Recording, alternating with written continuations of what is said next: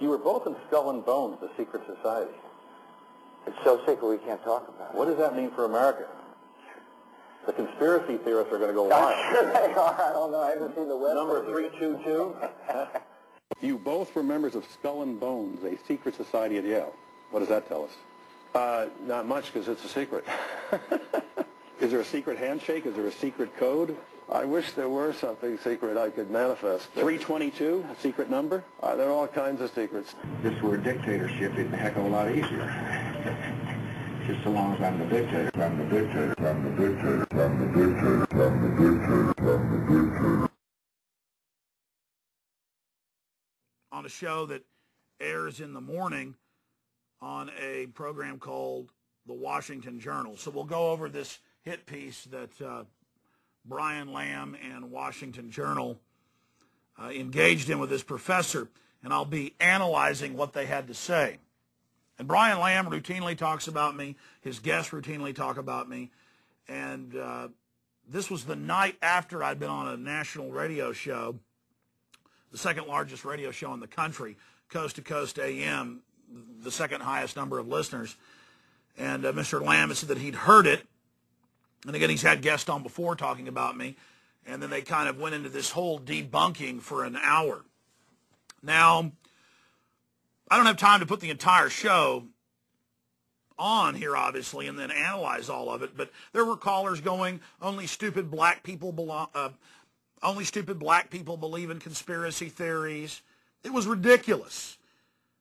You're mentally ill if you believe in a new world order. It was amazing. The New World Order is public.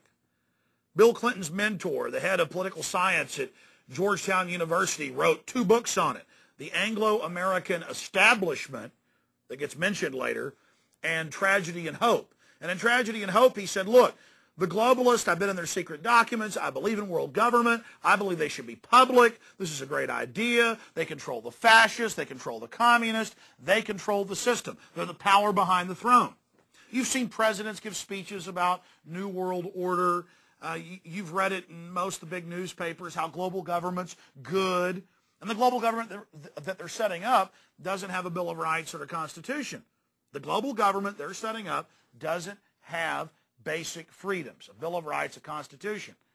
It's the power of the state. So we'll analyze what Brian Lamb and his minion, the professor, had to say.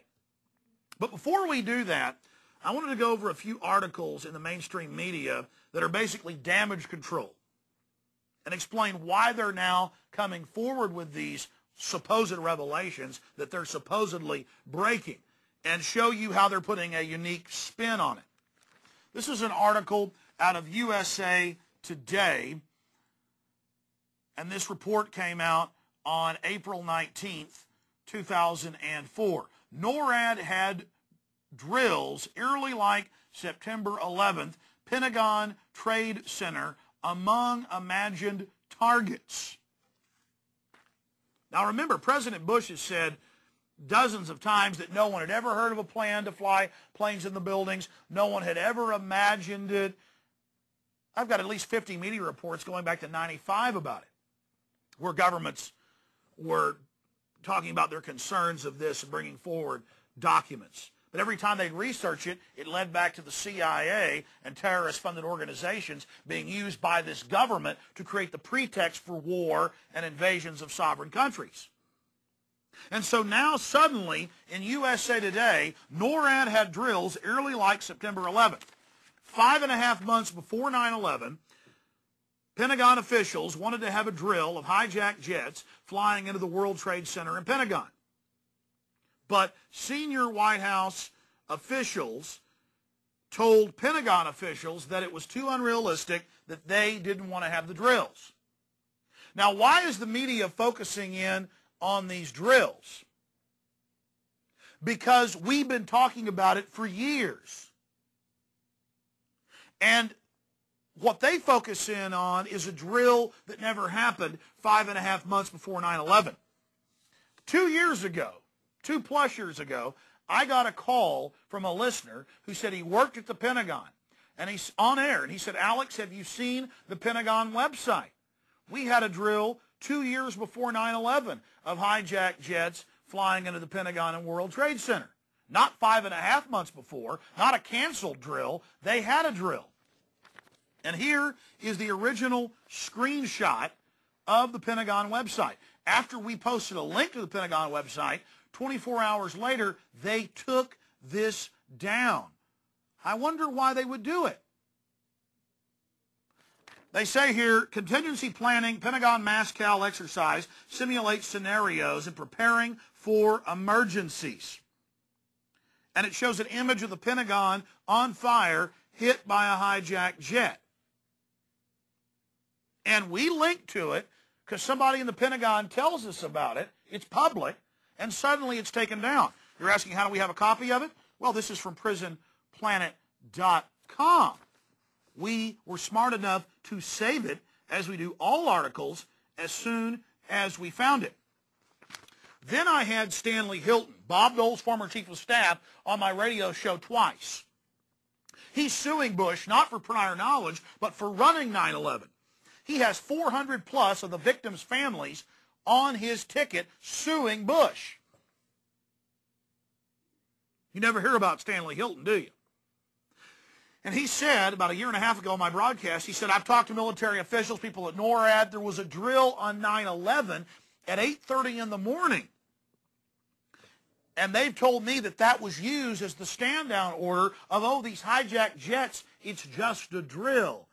See how convenient that is. So USA Today doesn't talk about the drill they held 2.5 years ago. Well, 2 years before 9/11, now over 4 years ago. They don't talk about the drill they had on the morning of September 11th run by the CIA, which was actually the smokescreen for the stand-down of NORAD. They don't talk about that. What they talk about is a drill 5.5 months before 9/11, which was canceled. And again, here it is, right out of USA Today. NORAD had drills eerily like September 11th, Pentagon Trade Center among imagined targets. And it says, oh, the Pentagon and the White House thought that it was too unrealistic. Here's an ABC News spin piece where they try to explain all of this away just a few nights ago. And then on top of it, at the end of it, they say, oh, hey, now we're going to find out why there were no fighters stationed around there to protect the buildings.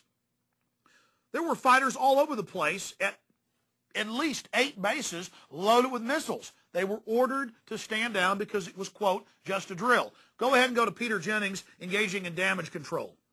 Here it is. We're going to take a closer look tonight at another example of where, despite the conventional wisdom, there were people in the United States who actually were preparing to defend against the kind of attacks which occurred here on 9/11. The North American Aerospace Defense Command, NORAD for short, has been defending the skies over the U.S. and Canada for almost 50 years, 46 to be precise. USA Today reports that in the 2 years before the attacks on September the 11th, NORAD conducted exercises using hijacked airliners as weapons. And one target was the World Trade Center. Here's ABC's Brian Ross. President Bush has said again and again that no one could have imagined what Osama bin Laden ordered for September 11th. We knew he hated us. But there was nobody in our government, at least, and I don't think the prior government, that could envision flying airplanes into buildings on such a massive scale. But that turns out not to be true. U.S. military planners did envision and practice those very scenarios. As reported by USA Today, the North American Aerospace Defense Command, NORAD, conducted exercises with fighter jets, simulating hijacked planes flown into the World Trade Center in the 2 years before the attacks. There are a lot of good people throughout the bureaucracy that were worried, were thinking about it, were trying to think outside the box. Pentagon planners also envisioned the attack on the Pentagon 5 months before it happened. According to this April 2001 Pentagon email, Air Force officials wanted a war game, having a terrorist group hijack a commercial airline and fly it into the Pentagon.